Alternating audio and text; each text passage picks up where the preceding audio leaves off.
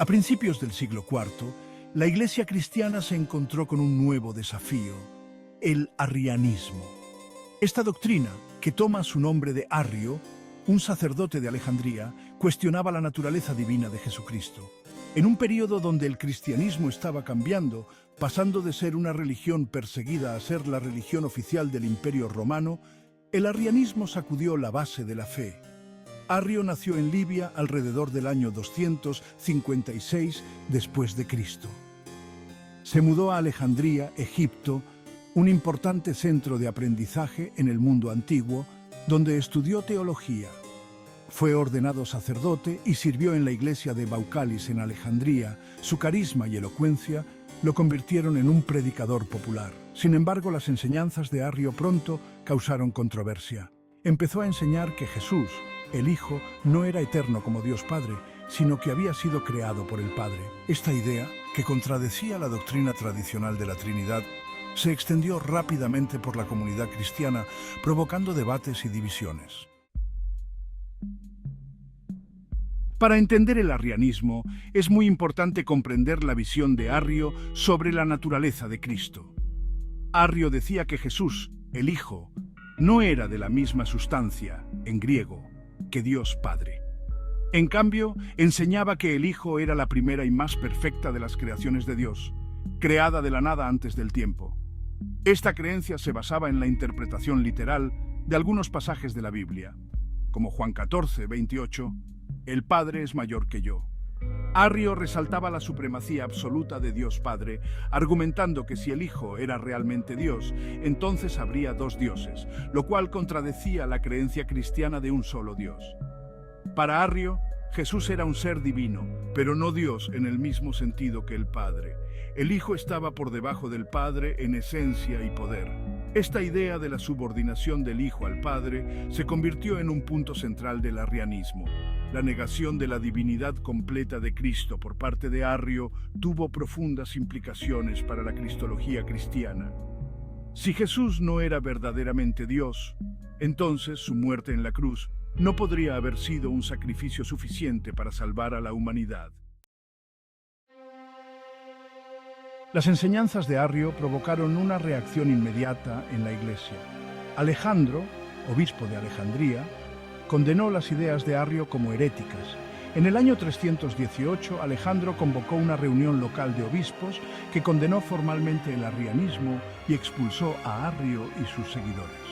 Sin embargo, la controversia no terminó ahí. El arrianismo, con su mensaje simple y atractivo, continuó expandiéndose rápidamente por el Imperio Romano. La disputa se intensificó, dividiendo a obispos, comunidades e incluso familias. El emperador Constantino I, que había unificado el imperio bajo su gobierno y se había convertido al cristianismo, se preocupó por la creciente división dentro de la Iglesia. Reconociendo la amenaza que la controversia arriana representaba para la unidad del imperio, Constantino convocó un concilio ecuménico en Nicea en el año 325 después de Cristo. El concilio de Nicea, un punto de inflexión.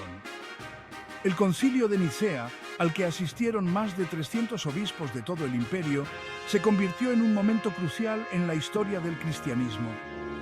El concilio tenía como objetivo resolver la controversia arriana y redactar una declaración de fe en común.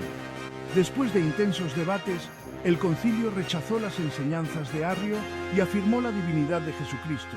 El credo niceno, resultado del concilio, proclamó que Jesús es Dios verdadero de Dios verdadero, engendrado, no creado, de la misma naturaleza, homoousios del Padre.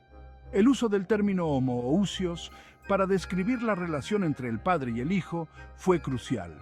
Afirmaba que Jesús no era simplemente parecido a Dios, sino que compartía la misma esencia divina que el Padre.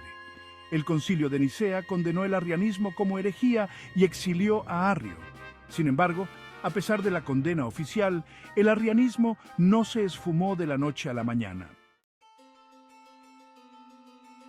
El legado del arrianismo. A pesar de su condena en Nicea, el arrianismo continuó existiendo durante el siglo IV. Tuvo el apoyo de algunos emperadores romanos, lo que le permitió sobrevivir y propagarse, especialmente entre las tribus germánicas en la frontera del imperio. Sin embargo, el arrianismo finalmente perdió influencia. La Iglesia, unida en su oposición al arrianismo, trabajó sin descanso para refutar sus doctrinas y fortalecer la ortodoxia nicena. La controversia arriana, a pesar de su naturaleza divisoria, tuvo un impacto duradero en el desarrollo del cristianismo. Obligó a la Iglesia a definir con mayor precisión su doctrina de la Trinidad y la naturaleza de Cristo. El credo niceno, escrito en respuesta al arrianismo, se convirtió en un pilar fundamental de la fe cristiana. Conclusión. El arrianismo, aunque finalmente rechazado como herejía, jugó un papel importante en la configuración del cristianismo en sus inicios. La controversia que causó obligó a la Iglesia a enfrentar preguntas fundamentales sobre la naturaleza de Dios y la persona de Jesucristo. La respuesta de la Iglesia al arrianismo, expresada en el Concilio de Nicea, afirmó la divinidad plena de Cristo y estableció las bases para el desarrollo posterior de la doctrina cristiana.